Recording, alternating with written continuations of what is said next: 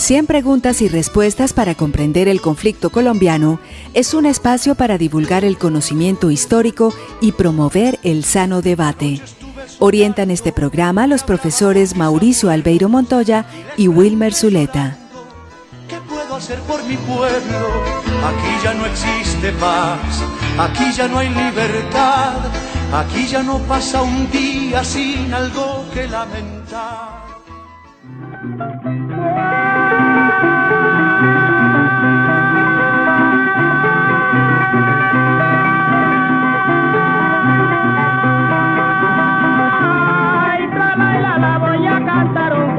De los llanos resistentes, donde los hombres son machos y las mujeres valientes. Vengo a dejar un recuerdo como soldado obediente que improvisa sus cantares, relaciones de su mente, que tuvo muy poco estudio, pero es algo inteligente, perseguido por el gobierno sin tener nada pendiente. Nada pendiente, vengo a dar una explicación, lo que mi corazón siente. La revolución del llano, aquí la tienen presente. Se compone de 1000 hombres, un capitán y un teniente, un sargento de primera, su respectivo escribiente, doctor en medicina y muy buenos asistentes, expertos en la materia de una práctica excelente, un coronel de criterio, el hombre más eminente, que dirige al movimiento con su ciencia competente, para luchar en el llano, una lucha seriamente, con el fin de liberar y tumbar al presidente. Los hijos de Casanare hoy son más que suficientes para sostener la lucha en los llanos del oriente. La revolución del llano tiene a favor buena gente, porque han visto el desengaño, la mayor parte está hiriente, ayudan con interés sin poner inconvenientes. Bienvenidos nuevamente a su programa 100 preguntas y respuestas para comprender el conflicto colombiano. Nos acompañan hoy el profesor Wilmer Zuleta, José Zuluaga, estudiante de último semestre de Derecho, y el profesor Iván Ríos Úsuga, historiador de la Universidad de Antioquia, y quien les habla, Mauricio Montoya. El día de hoy nos encontramos para conversar sobre otros 2 elementos que venimos desarrollando a lo largo de este programa, y hoy 2 temas muy interesantes: el asunto sobre las guerrillas liberales y sobre algunos de los personajes más emblemáticos que dejaron mella o huella en esta historia de estas guerrillas, como Guadalupe Salcedo. Escuchábamos al iniciar nuestro programa un corrido denominado La Revolución del Llano, compuesto por Álvaro Salamanca, y en el que ya se da cuenta un poco de ese accionar de esos movimientos que dieron por llamarse así, guerrillas liberales. Empecemos por ahí, ¿no? ¿Qué es eso de las guerrillas liberales? ¿Por qué ese nombre tan particular y por qué empieza a dársele esa denominación por allá en los 40 a estos colectivos armados que se empiezan a ubicar en distintas partes del país? Con un saludo, Wilmer, te lanzo esa pregunta para que nuestros oyentes un poco se den al ambiente de este tema. Desde el siglo XIX, que hubo las 9 guerras civiles nacionales, han existido guerrillas tanto conservadoras como liberales, pero particularmente desde 1948 estas guerrillas liberales cogieron gran fuerza, principalmente porque había un gran descontento contra los conservadores y luego por la muerte de Jorge Eliezer Gaitán.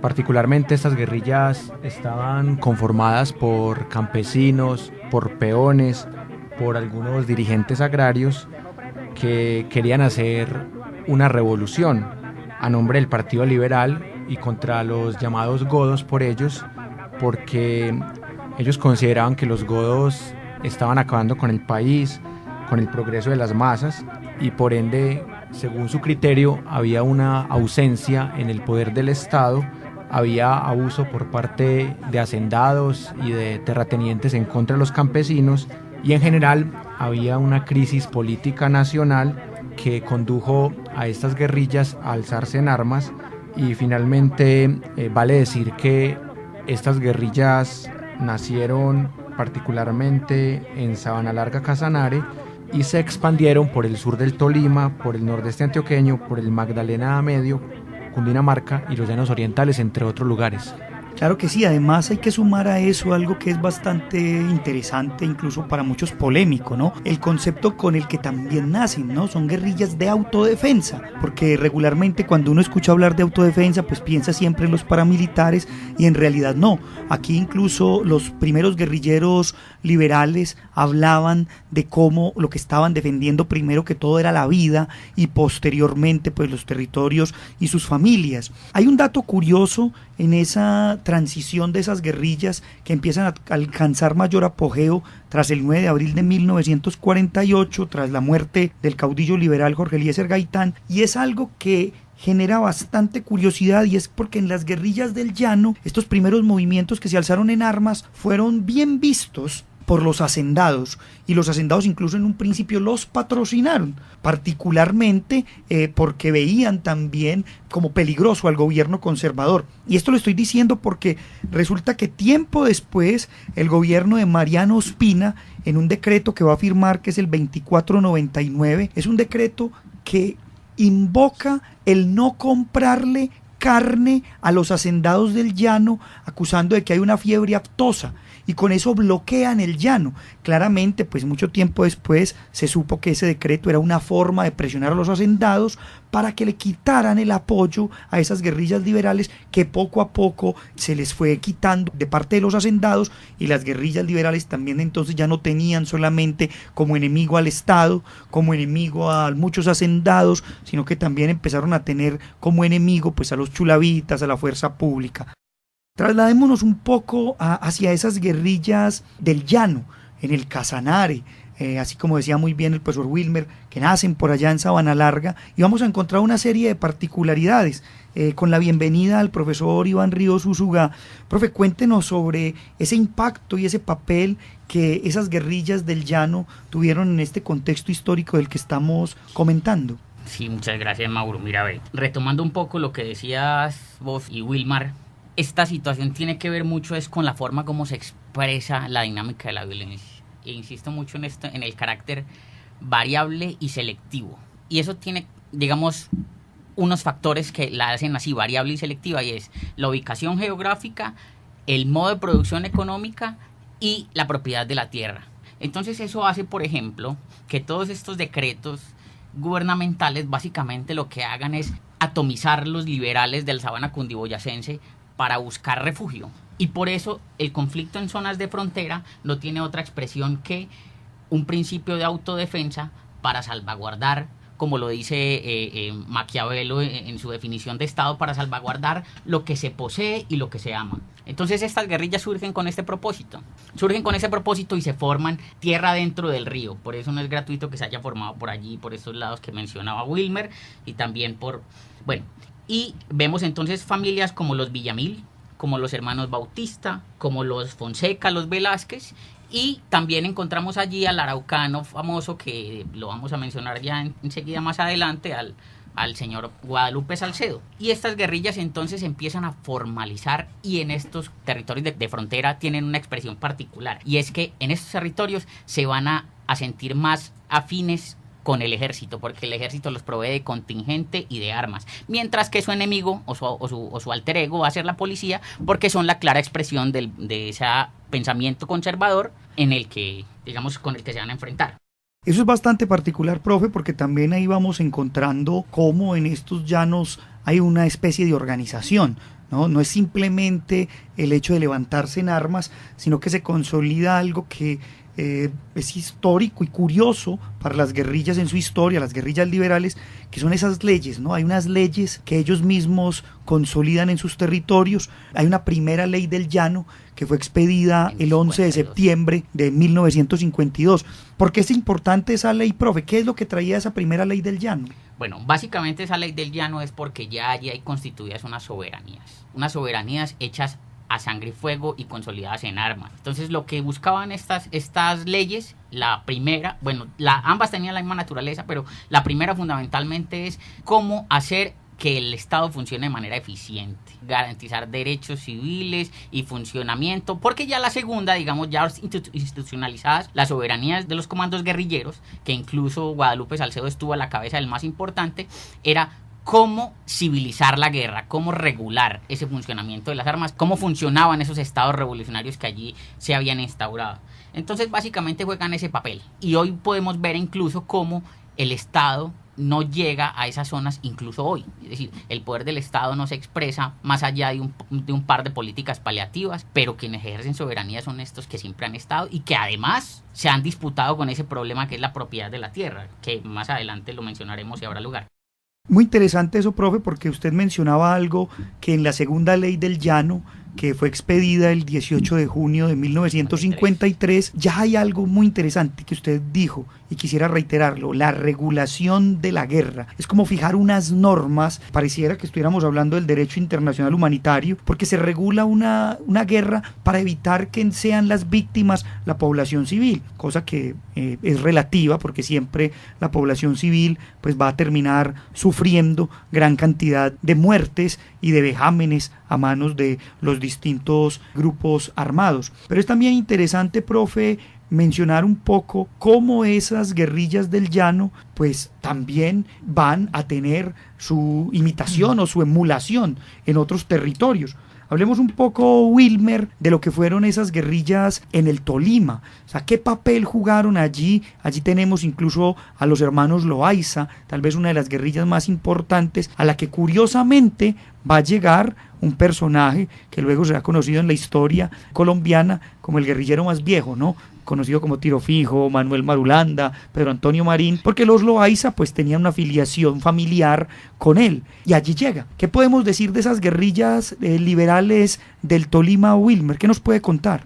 Sí, en primer lugar, muy interesante que usted mencione lo de Tiro Fijo, porque inicialmente era seguidor de Jorge Eliezer Gaitán y precisamente toma el nombre de Manuel Marulanda Vélez por un compañero caído, y particularmente en el Tolima había 3 grandes localidades en donde se ubicaban estas guerrillas. Estoy hablando de Chaparral, Cunday y Rovira, en donde empezaron a hacer sus grandes acciones, que podríamos reconocer por lo menos 3 grandes objetivos. Lo primero, contrarrestar la violencia estatal, porque había sido generada por la policía de los chulavitas, que era la policía conservadora, y por eso es que luego se cambia el nombre a Policía Nacional, porque querían despolitizar a los chulavitas. En segundo lugar, porque inicialmente ellos no estaban de acuerdo con los comunistas, así luego hayan tenido simpatía, alianzas con ellos, pero inicialmente era luchar también contra los comunistas, que eran más conocidos como los comunes,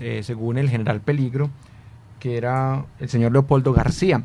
Y finalmente ellos trataban de organizar un movimiento político militar estable que ayudara a luchar por los intereses de los campesinos, de los más vulnerables de estas regiones del país. Vamos a darle paso a escuchar el corrido de Bigot, otro corrido que nos cuenta un poco sobre estas historias de las guerrillas que estamos transitando en nuestro programa de hoy.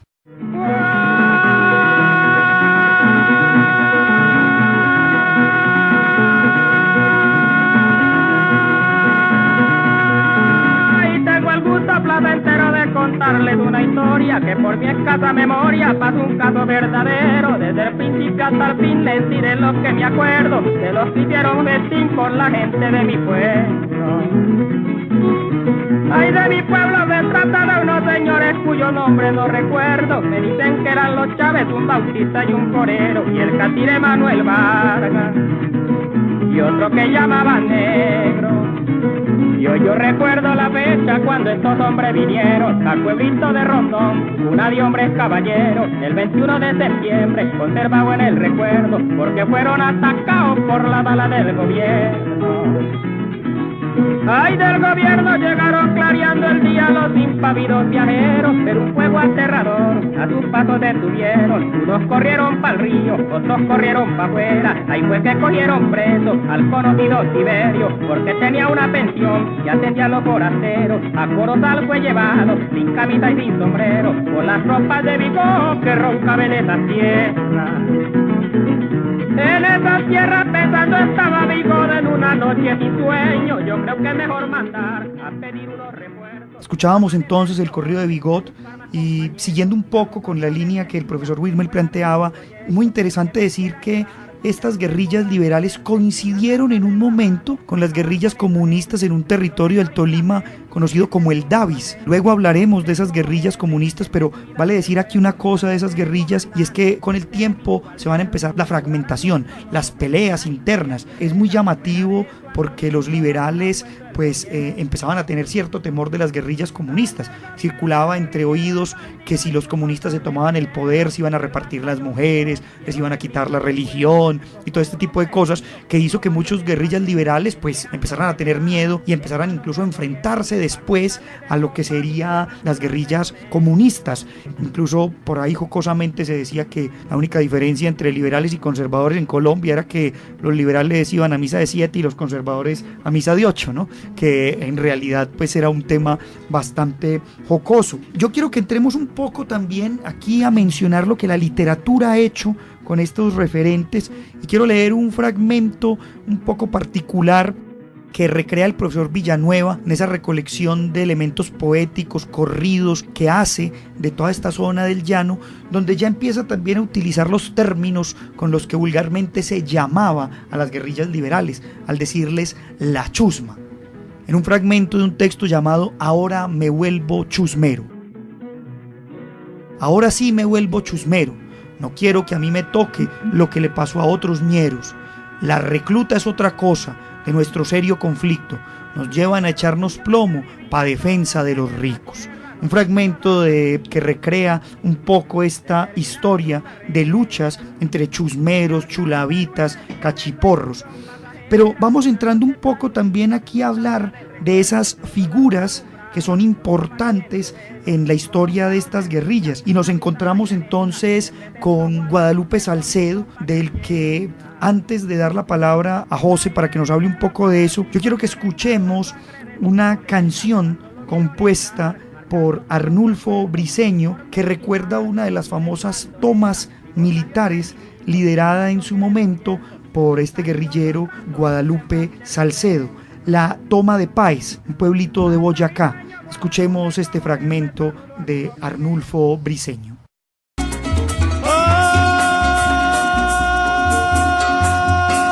Ay, voy a contarles, señores, lo que un día mis ojos vieron, cuando el cerebro y el nervio de Guadalupe Salcedo, comandante guerrillero, planeó la toma de Páez, que era un fortín chulavita que venía causando estragos. Le acertó tan fiero golpe que hizo estremecer los llanos.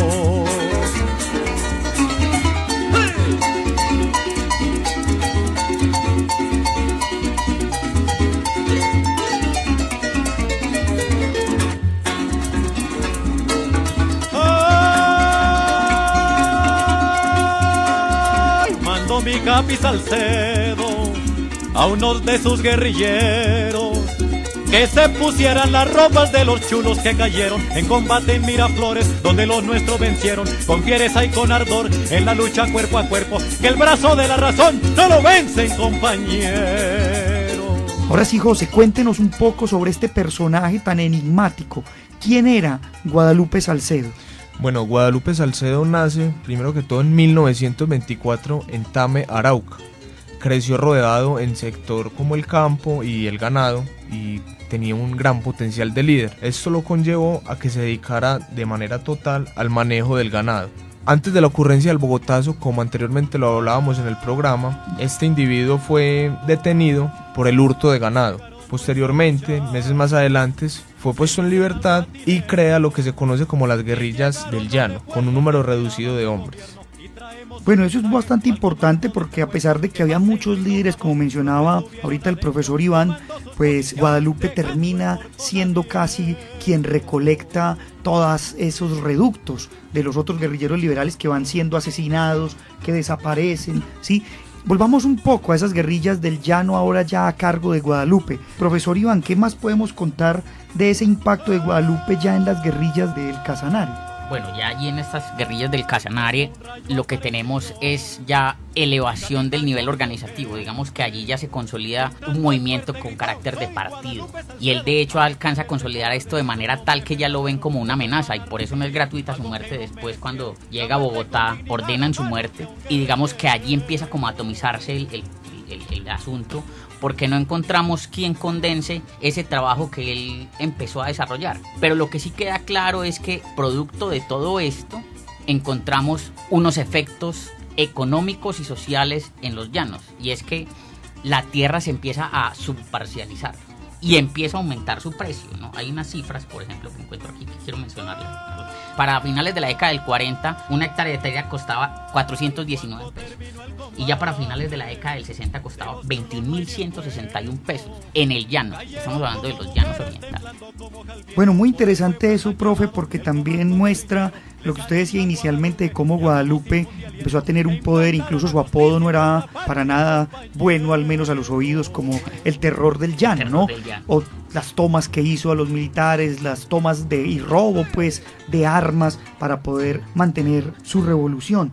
Un poco, Wilmer, contanos cómo podemos también ver eso de lo que algunos llaman la traición a Guadalupe Salcedo, porque no olvidemos que cuando llega posteriormente el general Rojas Pinilla y llama a una amnistía, Guadalupe, junto con aproximadamente 6.500 hombres, decide desmovilizarse y recibir la amnistía, y se convierte en una figura pública, incluso política en Bogotá, que luego terminará siendo asesinado el 6 de junio de 1957. ¿Qué podemos decir sobre ese asesinato, Wilmer?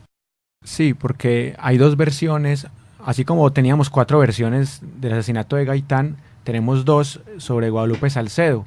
Hay una que es a favor, otra que es en contra. La que es a favor dice que fue una traición, que lo mataron casi que por la espalda, mientras que la otra dice que Guadalupe estaba borracho, que se puso a buscar pelea y que fue una riña callejera, o sea que no fue una traición del Estado, sino que fue culpa del mismo Guadalupe el haber sido asesinado. Y por eso es que es tan interesante la historia, porque según la ideología se cuenta a favor o en contra del personaje. Por eso ese asunto del terror del llano también se presta para una interpretación en contra de Guadalupe Salcedo. Sí, la figura incluso fue tan enigmática y llamativa que en un texto del profesor Reinaldo Barbosa, que lleva por título Guadalupe y sus centauros, Memorias de la Insurrección Llanera, encontramos una recopilación grande de testimonios de personajes que conocieron a Guadalupe, que estuvieron con él en la lucha, pero que además también lo acompañaron en su desmovilización. Hay un testimonio que recoge el profesor Barbosa que a mí me llama mucho la atención, que fue el momento final cuando estos guerrilleros liberales entregaron las armas al gobierno,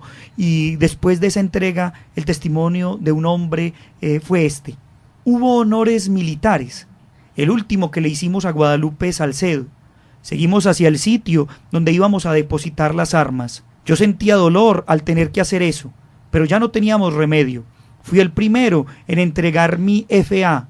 Duré un rato en silencio. 2 minutos de entregada mi arma. La humillación fue más cruel. Me hicieron entrega de un taleguito de papel, una libra de frijol, una camisa, un pantalón, un sombrero de paja enrollado.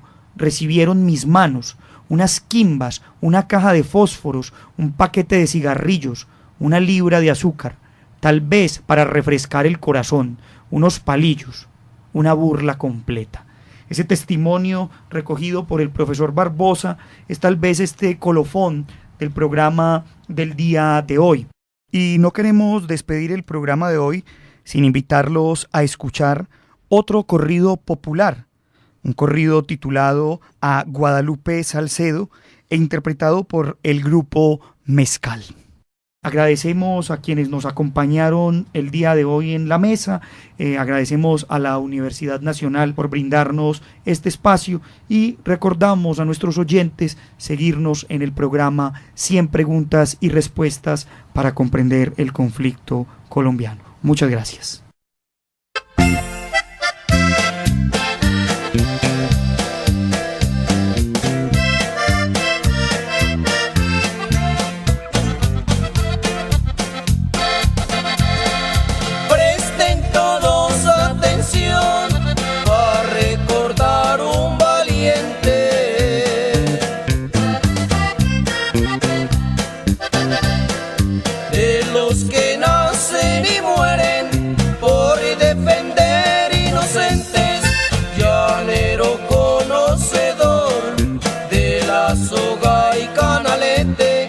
Aunque tuvo poco estudio, era un hombre inteligente.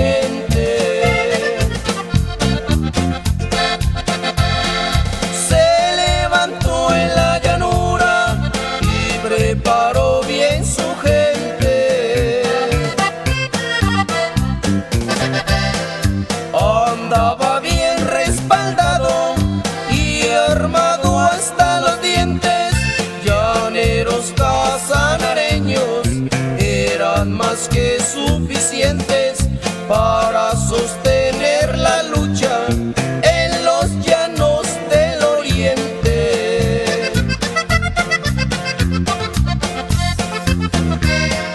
La revolución del llano aquí la tienen presente. Se compone de 1000 hombres, un capitán y un teniente, doctores en medicina y todos muy excelentes.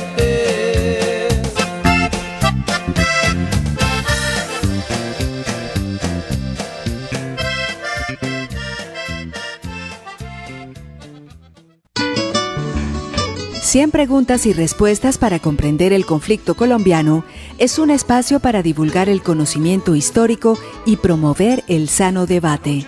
Orientan este programa los profesores Mauricio Albeiro Montoya y Wilmer Zuleta. ¿Qué puedo hacer por mi pueblo? Aquí ya no existe paz, aquí ya no hay libertad, aquí ya no pasa un día sin algo que lamentar.